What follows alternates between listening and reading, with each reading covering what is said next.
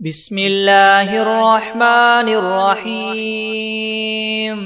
ياسين والقرآن الحكيم إنك لمن المرسلين على صراط مستقيم تنزيل العزيز الرحيم لتنذر قوما ما أنذر آباؤهم فهم غافلون لقد حق القول على أكثرهم فهم لا يؤمنون إنا جعلنا في أعناقهم مغلالا فهي إلى الأذقان فهم مقمحون وجعلنا من بين أيديهم سدا ومن خلفهم سدا فأغشيناهم فهم لا يبصرون وسواء عليهم أنذرتهم أم لم تنذرهم لا يؤمنون إنما تنذر من اتبع الذكر وخشي الرحمن بالغيب فبشره بمغفرة وأجر كريم إنا نحن نحيي الموتى ونكتب ما قدموا وآثارهم وكل شيء أحصيناه في إمام مبين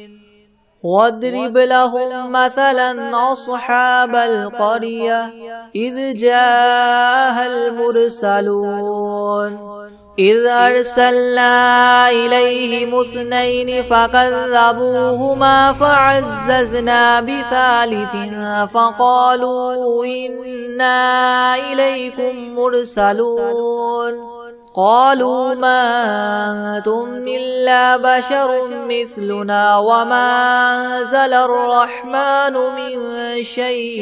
إن أنتم إلا تكذبون قالوا ربنا يعلم إنا إليكم لمرسلون وما علينا إلا البلاغ المبين قالوا إنا تطيرنا بكم لئن لم تنتهوا لنرجمنكم وليمسنكم منا عذاب أليم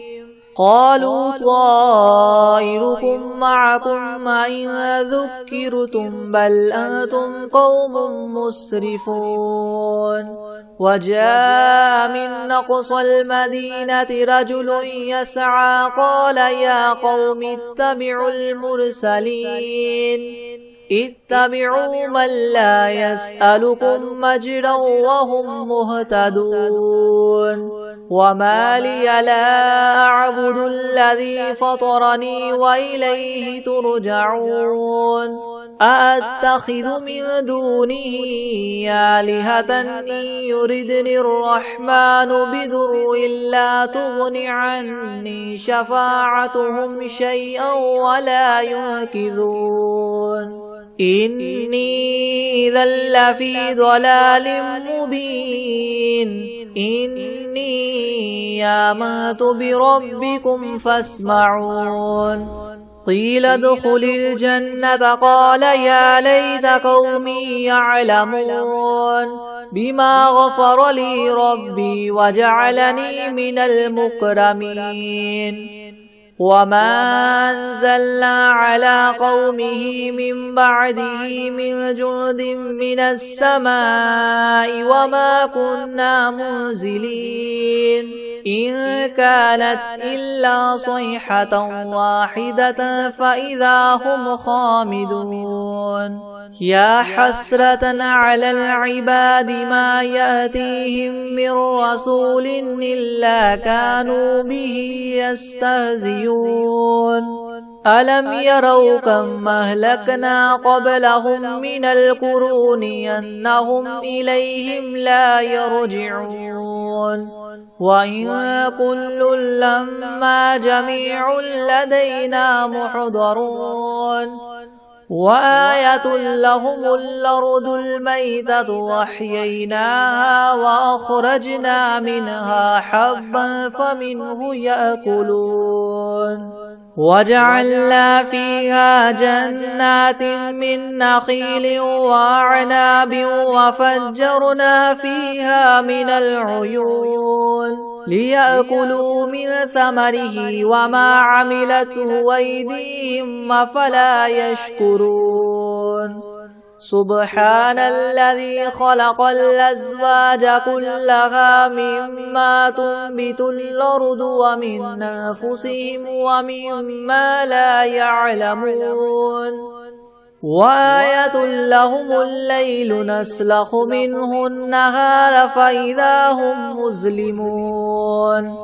والشمس تجري لمستقر لها ذلك تقدير العزيز العليم والقمر قدرناه منازل حتى عاد كالعرجون القديم لا الشمس ينبغي لها تدرك القمر ولا الليل سابق النهار وكل في فلك يسبحون وآية لهم أنا حملنا ذريتهم في الفلك المشحون وخلقنا لهم من مثله ما يركبون وإن نشأ نغرقهم فلا صريخ لهم ولا هم ينقذون إلا رحمة منا ومتاعا إلى حين وإذا قيل لهم اتقوا ما بين أيديكم وما خلفكم لعلكم ترحمون وما تأتيهم من آية من آيات ربهم إلا كانوا عنها معرضين وإذا قيل لهم انفقوا مما رزقكم الله قال الذين كفروا للذين آمنوا ونطعم من لو يشاء الله وطعمه إن أنتم إلا في ضلال مبين ويقولون متى هذا الوعد إن كنتم صادقين ما ينظرون إلا صيحة واحدة تأخذهم وهم يخصمون فلا يستطيعون توصية ولا إلى أهلهم يرجعون ونفخ في الصور فإذا هم من الأجداث إلى ربهم ينسلون قالوا يا ويلنا من بعثنا من مرقدنا هذا ما وعد الرحمن وصدق المرسلون إن كانت إلا صيحة واحدة فإذا هم جميع لدينا محضرون فاليوم لا تظلم نفس شيئا ولا تجزون إلا ما كنتم تعملون إن أصحاب الجنة اليوم في شغل فاكهون هم وأزواجهم في ظلال على الأرائك متكئون لهم فيها فاكهة ولهم ما يدعون سلام قولا من رب رحيم وامتازوا اليوم أيها المجرمون ألم أعهد إليكم يا بني آدم ألا تعبدوا الشيطان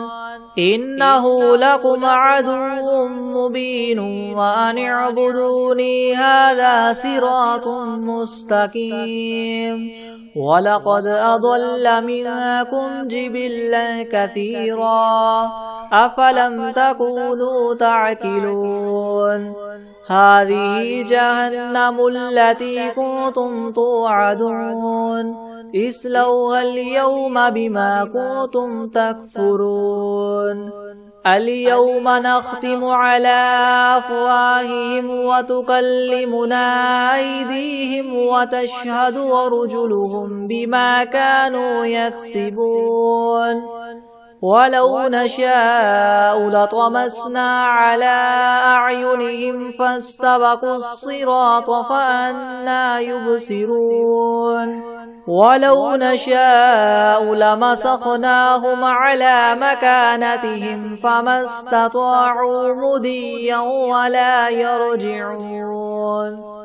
ومن نعمره ننكسه في الخلق أفلا يعقلون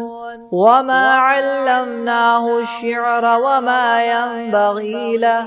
إن هو إلا ذكر وقرآن مبين لينذر من كان حيا ويحق القول على الكافرين أولم يروا أنا خلقنا لهم مما عملت أيدينا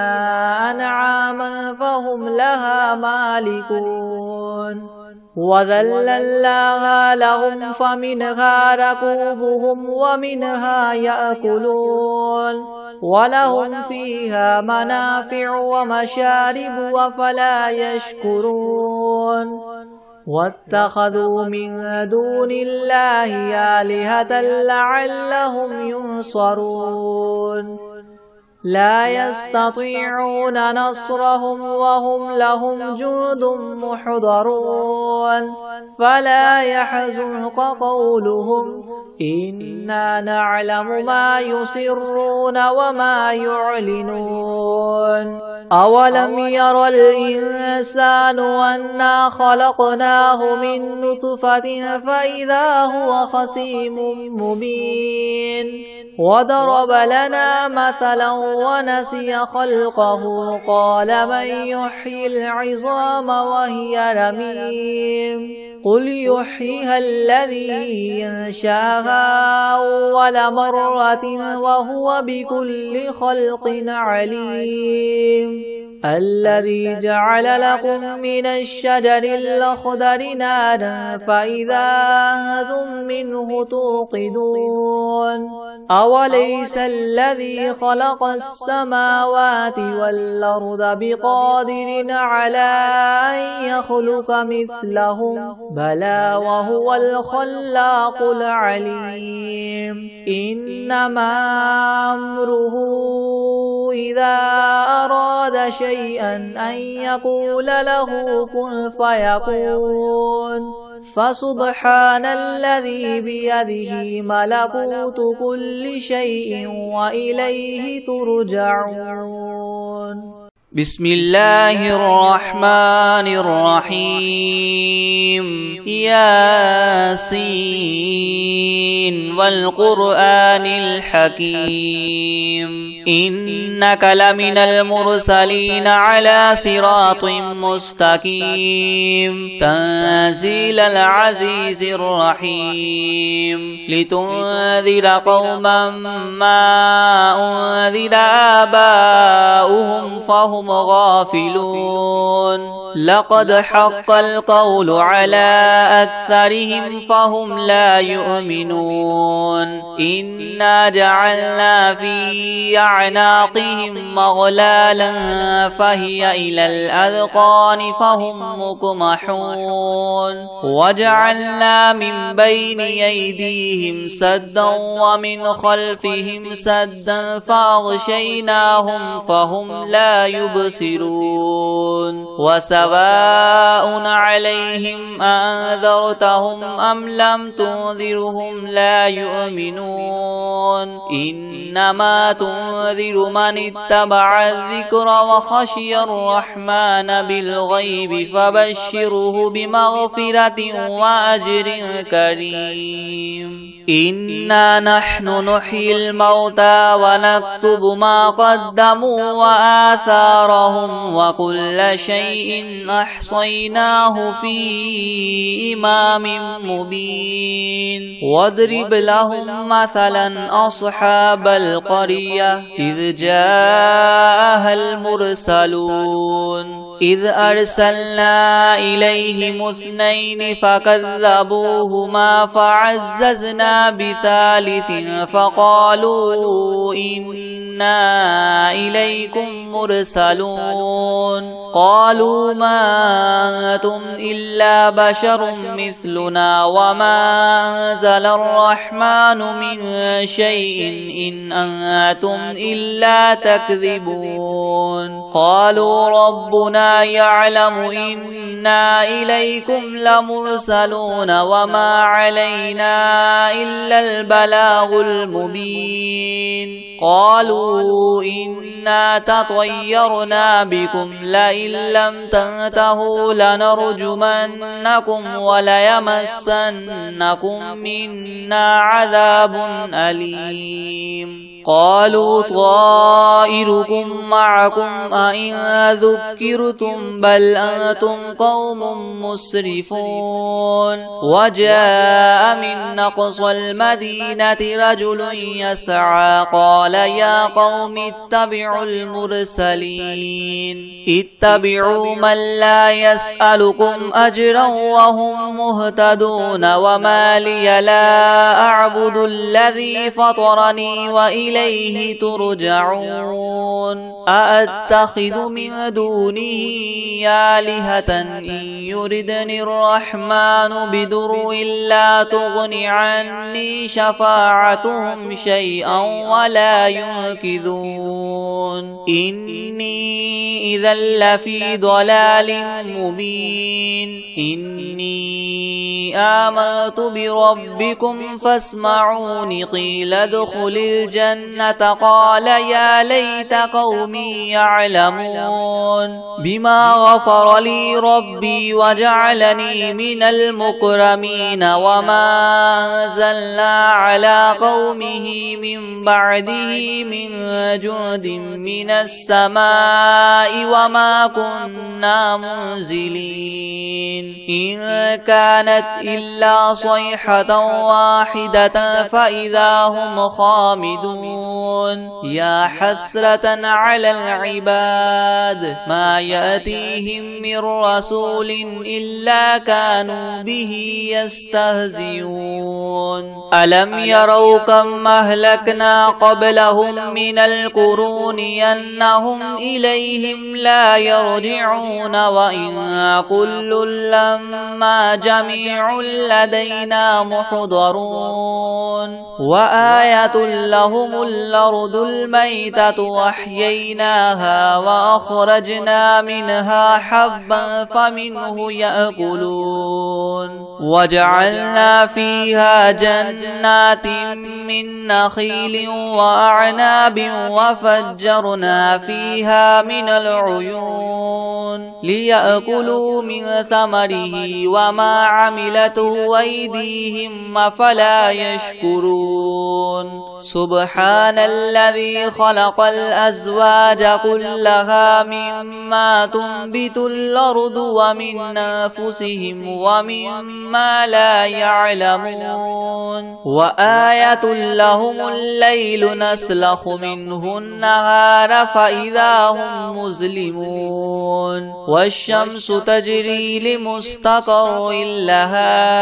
ذلك تقدير العزيز العليم والقمر قدرناه منازل حتى عاد كالعرجون القديم لا الشمس ينبغي لها أن تدرك القمر ولا الليل سابق النهار وكل في فلك يسبحون وآية لهم أنا حملنا ذريتهم في الفلك المشحون وخلقنا لهم من مثله ما يركبون وإن نشأ نغرقهم فلا صريخ لهم ولا هم ينقذون إلا رحمة منا ومتاعا إلى حين وإذا قيل لهم اتقوا ما بين أيديكم وما خلفكم لعلكم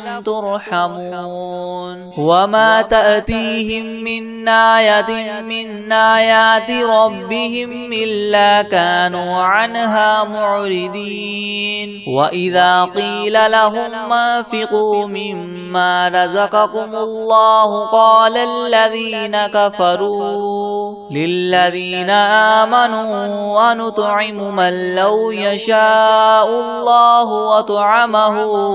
إن أنتم إلا في ضلال مبين ويقولون متى هذا الوعد إن كنتم صادقين ما ينظرون إلا صيحة واحدة تأخذهم وهم يخصمون فلا يستطيعون توصية ولا إلى أهلهم يرجعون ونفخ في الصور فإذا هم من الأجداث إلى ربهم ينسلون قالوا يا ويلنا من بعثنا من مرقدنا هذا ما وعد الرحمن وصدق المرسلون إن كانت إلا صيحة واحدة فإذا هم جميع لدينا محضرون فاليوم لا تظلم نفس شيئا ولا تجزون إلا ما كنتم تعملون إن أصحاب الجنة اليوم في شغل فاكهون هم وأزواجهم في زلال على الأرائك متكئون لهم فيها فاكهة ولهم ما يدعون سلام قولا من رب رحيم وامتازوا اليوم أيها المجرمون ألم أعهد إليكم يا بني آدم ألا تعبدوا الشيطان إنه لكم عدو مبين وأن اعبدوني هذا صراط مستقيم ولقد أضل منكم جبلا كثيرا فلم تكونوا تعقلون هذه جهنم التي كنتم توعدون اصلوها اليوم بما كنتم اليوم نختم على أفواههم وتكلمنا أيديهم وتشهد أرجلهم بما كانوا يكسبون ولو نشاء لطمسنا على أعينهم فاستبقوا الصراط فأنى يبصرون ولو نشاء لمسخناهم على مكانتهم فما استطاعوا مديا ولا يرجعون ومن نعمره ننكسه في الخلق أفلا يعقلون وما علمناه الشعر وما ينبغي له إن هو إلا ذكر وقرآن مبين لينذر من كان حيا ويحق القول على الكافرين أولم يروا أنا خلقنا لهم مما عملت أيدينا أنعاما فهم لها مالكون وذللناها لهم فمنها ركوبهم ومنها يأكلون ولهم فيها منافع ومشارب وفلا يشكرون واتخذوا من دون الله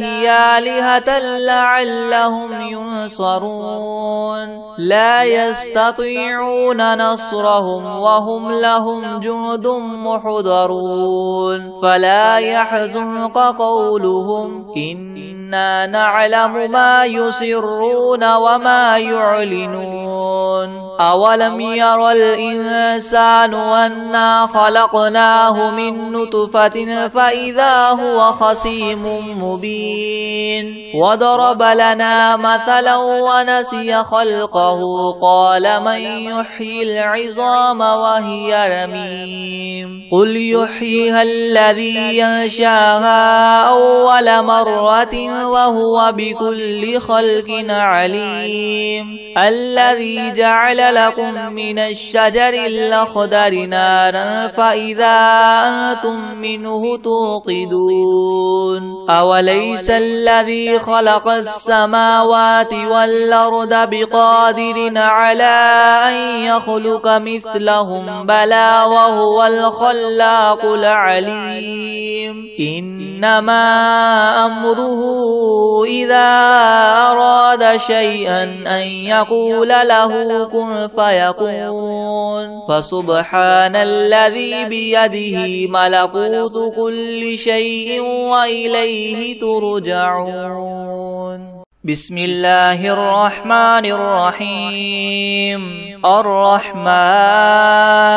علم القرآن خلق الإنسان علمه البيان الشمس والقمر بحسبان والنجم والشجر يسجدان والسماء رفعها ووضع الميزان ألا تطغوا في الميزان وأقيموا الوزن بالقسط ولا تخسروا الميزان والأرض وضعها للأنام فيها فاكهة والنخل ذات الأكمام والحب ذو العصف والريحان فبأي آلاء ربكما تكذبان خلق الإنسان من صلصال كالفخار وخلق الجان من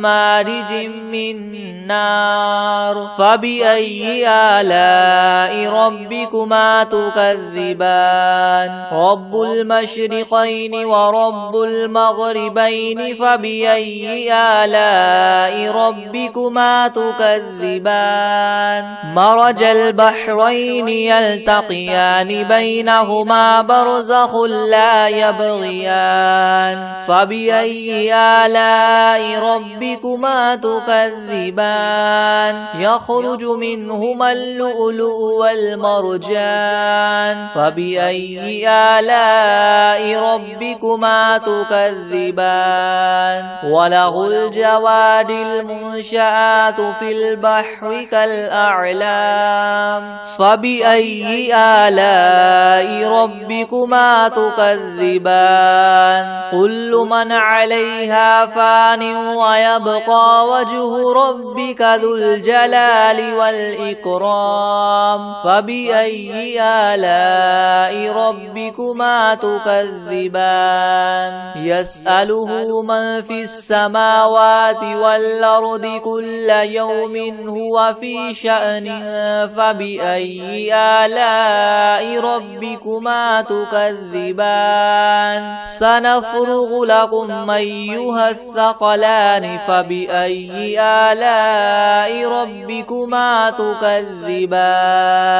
يا معشر الجن والإنس إن استطعتم أن تنفذوا من أقطار السماوات والأرض فانفذوا لا تنفذون إلا بسلطان فبأي آلاء ربكما تكذبان يرسل عليكما شواظ من نار ونحاس فلا تنتصران فبأي آلاء ربكما تكذبان فإذا انشقت السماء فكانت وردة كالدهان فبأي آلاء ربكما تكذبان فيومئذ لا يسأل عن ذنبه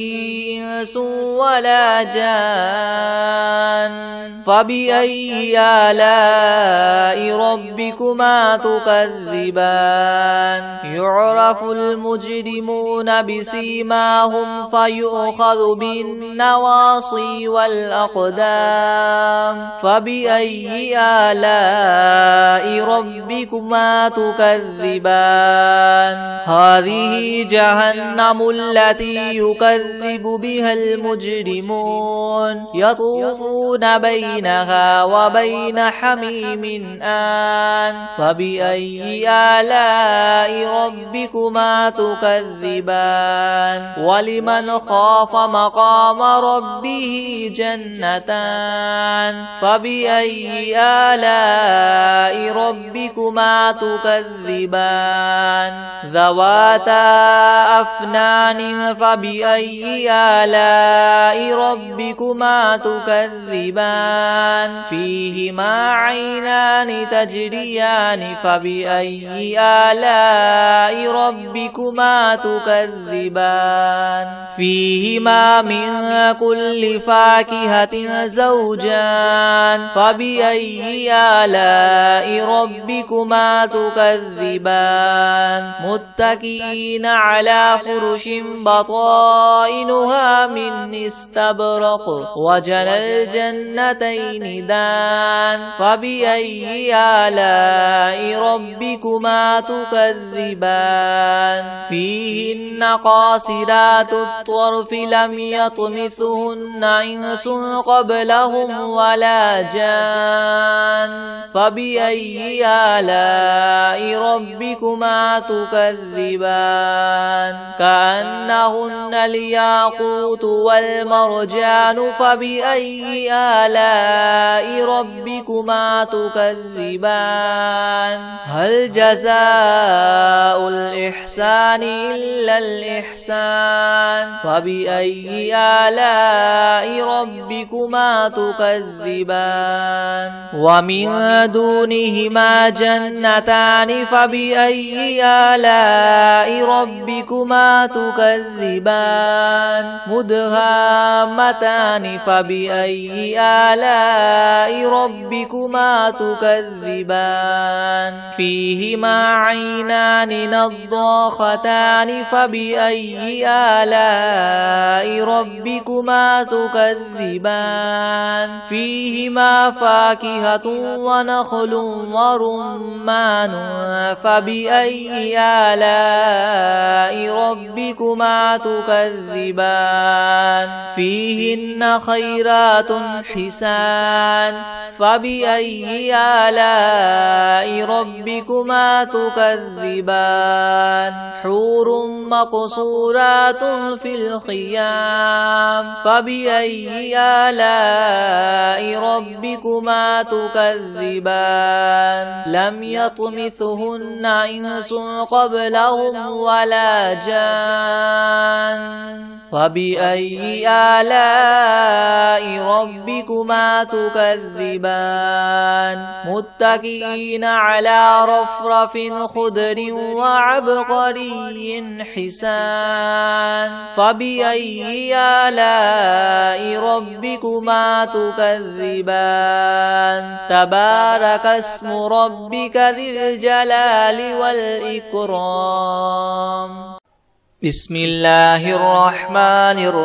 الرحيم هو الله الذي لا إله إلا هو عالم الغيب والشهادة هو الرحمن الرحيم هو الله الذي لا إله إلا هو الملك القدوس السلام المؤمن المهيمن العزيز الجبار المتكبر سبحان الله عما يشركون هو الله الخالق البارئ المصور له الأسماء الحسنى يسبح له ما في السماوات والأرض وهو العزيز الحكيم. بسم الله الرحمن الرحيم. الحمد لله رب العالمين الرحمن الرحيم مالك يوم الدين إياك نعبد وإياك نستعين اهدنا الصراط المستقيم صراط الذين أنعمت عليهم غير المغضوب عليهم ولا الضالين. بسم الله الرحمن الرحيم. ألف لام ميم ذلك الكتاب لا ريب فيه هدى للمتقين الذين يؤمنون بالغيب ويقيمون الصلاة ومما رزقناهم ينفقون والذين يؤمنون بما أنزل إليك وما أنزل من قبلك وبالآخرة هم يوقنون أولئك على هدى من ربهم وأولئك هم المفلحون. وإلهكم إله واحد لا إله إلا هو الرحمن الرحيم. الله لا إله إلا هو الحي القيوم لا تأخذه سنة ولا نوم له ما في السماوات وما في الأرض من ذا الذي يشفع عنده إلا بإذنه يعلم ما بين أيديهم وما خلفهم ولا يحيطون بشيء من علمه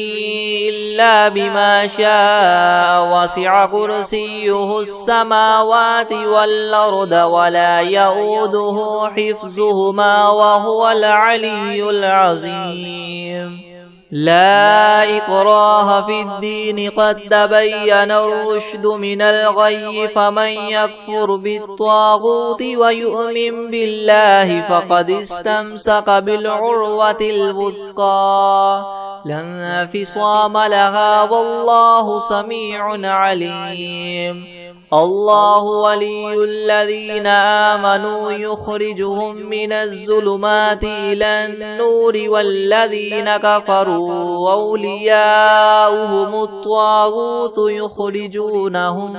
يخرجونهم من النور إلى الظلمات أولئك أصحاب النار هم فيها خالدون. لله ما في السماوات وما في الأرض وإن تبدوا ما في أنفسكم أو تخفوه يحاسبكم به الله فيغفر لمن يشاء ويعذب من يشاء والله على كل شيء قدير. آمن الرسول بما أنزل إليه من ربه والمؤمنون كل آمن بالله وملائكته وكتبه ورسله لا نفرق بين أحد من رسله وقالوا سمعنا وأطعنا غفرانك ربنا وإليك المصير. لا يكلف الله نفسا إلا وسعها لها ما كسبت وعليها ما اكتسبت ربنا لا تؤاخذنا إن نسينا أو أخطأنا ربنا ولا تحمل علينا إسرا كما حملته على الذين من قبلنا ربنا ولا تحملنا ما لا طاقة لنا به واعف عنا واغفر لنا وارحمنا أنت مولانا فانصرنا على القوم الكافرين شهد الله أنه لا إله إلا هو والملائكة وأولو العلم قائما بالقسط لا إله إلا هو العزيز الحكيم قل اللهم مالك الملك تؤتي الملك من تشاء وتنزع الملك ممن تشاء وتعز من تشاء وتذل من تشاء بيدك الخير إنك على كل شيء قدير تولج الليل في النهار وتولج النهار في الليل وتخرج الحي من الميت وتخرج الميت من الحي وترزق من تشاء بغير حساب إن ربكم الله الذي خلق السماوات والأرض في 6 أيام ثم استوى على العرش يغشي الليل النهار يطلبه حثيثا والشمس والقمر والنجوم مسخرات بأمره ألا له الخلق والأمر تبارك الله رب العالمين ادعوا ربكم تضرعا وخفية إنه لا يحب المعتدين ولا تفسدوا في الأرض بعد إصلاحها وادعوه خوفا وطمعا إن رحمة الله قريب من المحسنين قل ادعوا الله وادعوا الرحمن أيما تدعوا فله الأسماء الحسنى ولا تجهر بصلاتك ولا تخافت بها وابتغ بين ذلك سبيلا وقل الحمد لله الذي لم يتخذ ولدا ولم يكن له شريك في الملك ولم يكن له ولي من الذل وكبره تكبيرا أفحسبتم أنما خلقناكم عبثا وأنكم إلينا لا ترجعون فتعالى الله الملك الحق لا إله إلا هو رب العرش الكريم ومن يدع مع الله إلها آخر لا برهان له به فإنما حسابه عند ربه إنه لا يفلح الكافرون وقل رب اغفر وارحم وأنت خير الراحمين بسم الله الرحمن الرحيم والصافات صفا فالزاجرات زجرا فالتاليات ذكرا إن إلهكم لواحد رب السماوات والأرض وما بينهما ورب المشارق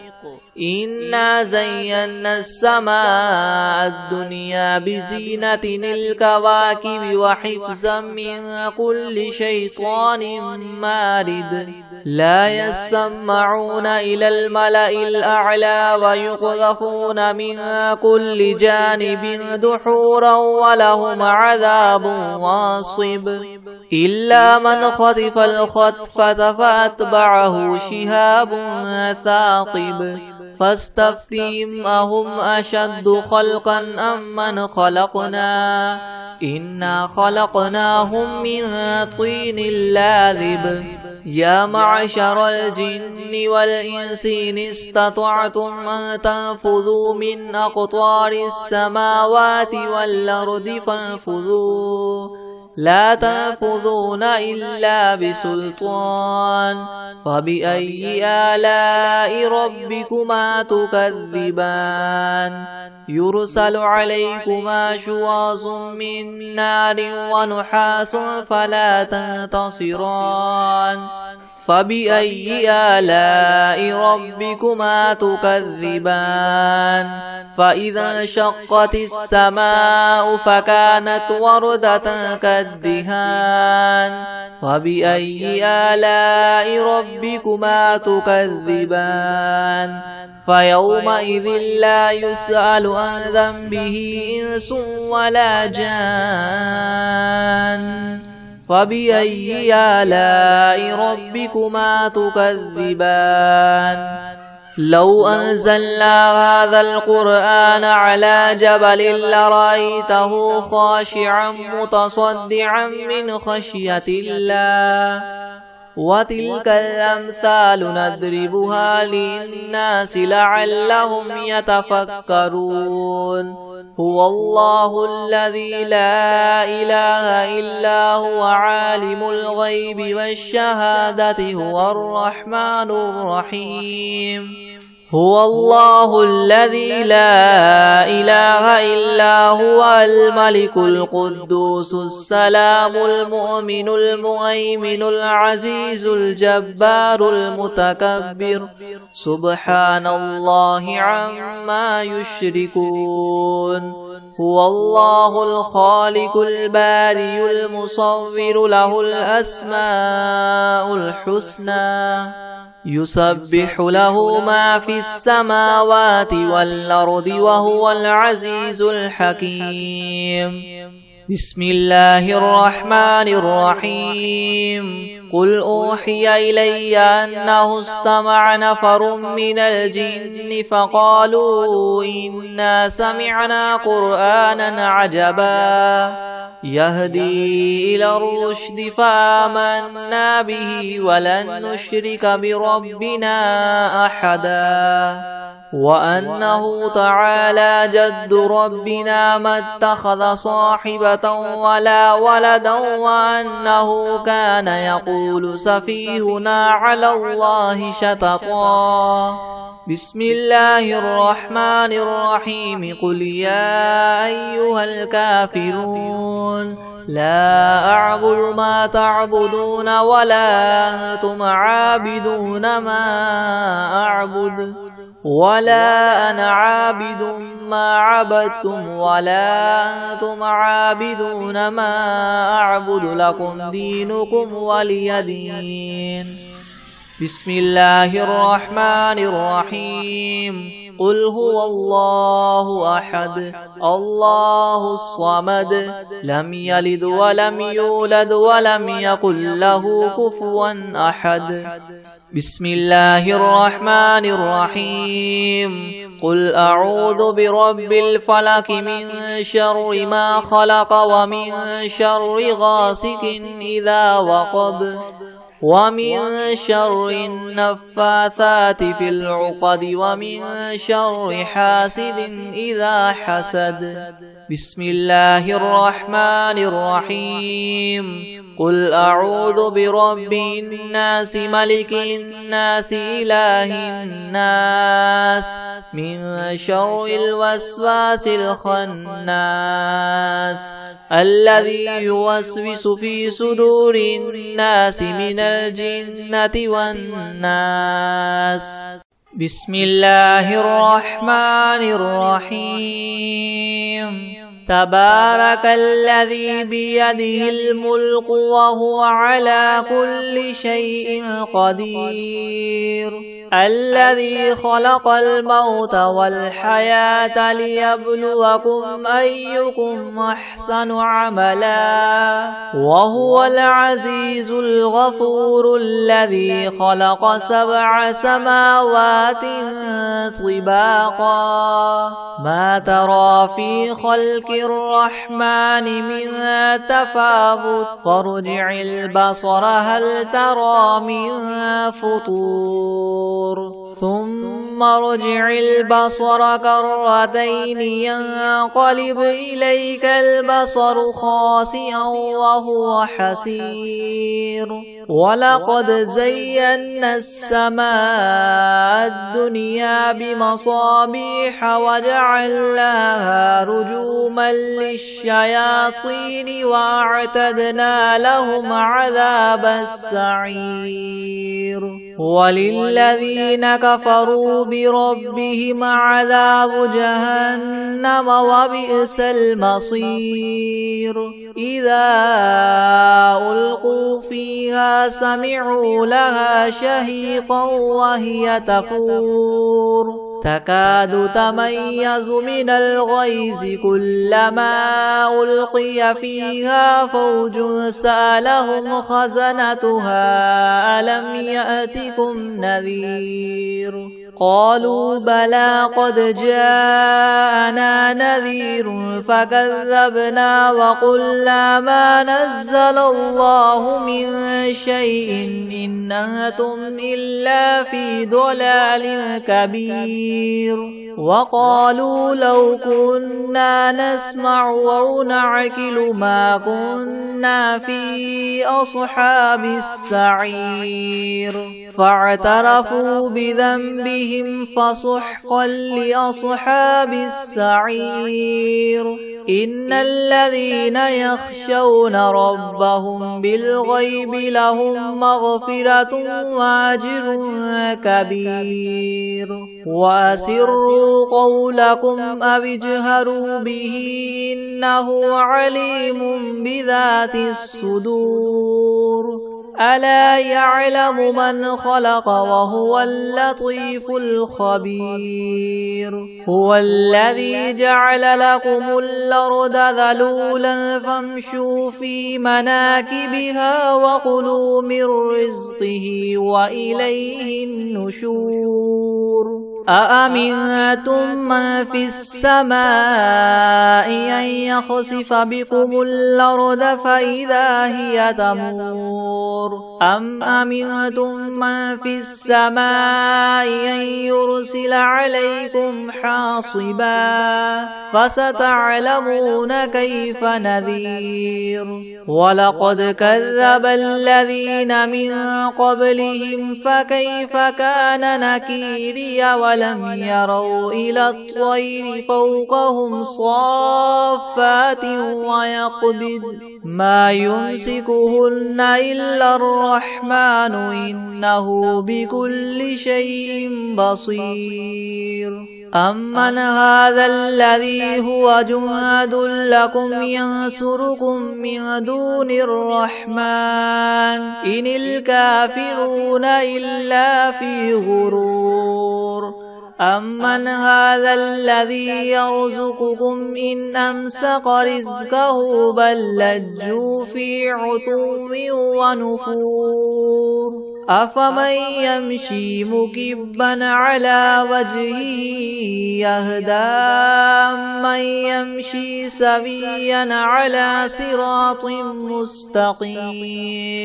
قل هو الذي ينشاكم وجعل لكم السمع والأبصار والأفئدة قليلا ما تشكرون قل هو الذي ذراكم في الأرض وإليه تحشرون ويقولون متى هذا الوعد إن كنتم صادقين قل إنما العلم عند الله وإنما أنا نذير مبين فلما رأوه زلفة سيئت وجوه الذين كفروا وقيل هذا الذي كنتم به تدعون قل أرأيتم إن أهلكني الله ومن معي أو رحمنا فمن يجير الكافرين من عذاب أليم قل هو هو الرحمن آمنا به وعليه توكلنا فستعلمون من هو في ضلال مبين قل أرأيتم إن أصبح ماؤكم غورا فمن يأتيكم بماء معين